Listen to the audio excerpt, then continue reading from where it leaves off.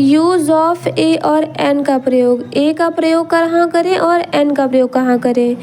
तो वॉवेल्स को हिंदी में स्वर कहते हैं और कॉन्सोनेंट्स को हिंदी में व्यंजन कहते हैं। इंग्लिश में वॉवेल्स 5 होते हैं, ए ई आई ओ यू।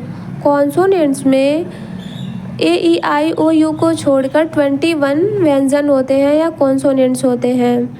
और स्वर होता है, स्वर जो होता है उसके साथ हम एन का प्रयोग करते हैं। जब सेंटेंस बनाते हैं तो स्वर के साथ एन का प्रयोग करते हैं और व्यंजन के साथ ए का प्रयोग करते हैं।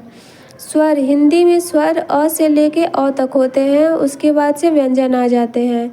एग्जाम्पल के तौर पर मान लीजिए एक होटल का नाम है, तो होटल में पहला अक्षर यच आ रहा है ना, तो यच ह से यच होता है। तो इसमें होटल का ये जो पहले अगर एक के लिए ए और एन का प्रयोग लगाना हो तो हम ए का प्रयोग करेंगे, क्योंकि इसका पहला लेटर व्यंजन है, कॉन्सोनेंट्स है।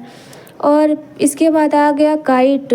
काइट में भी पहला अक्षर के है, तो इसके लिए भी ए का प्रयोग करेंगे। आ गया अम्ब्रेला। अम्ब्रेला में क्या है, यू है, ए ई आई ओ यू।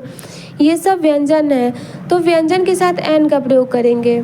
देखिए ऊपर लिखा गया है कि ए ई आई ओ यू, ये आपके व्यंजन स्वर है, तो व्यंजन के साथ हम एन का प्रयोग करेंगे। स्वर के साथ एन का प्रयोग होता है, व्यंजन के साथ ए का प्रयोग होता है। अगर होटल का पहला अक्षर ह है तो ए का प्रयोग करेंगे, क्योंकि यह व्यंजन है। और अम्ब्रेला में पहला अक्षर अ है तो अम्ब्रेला के आगे एन का प्रयोग करेंगे।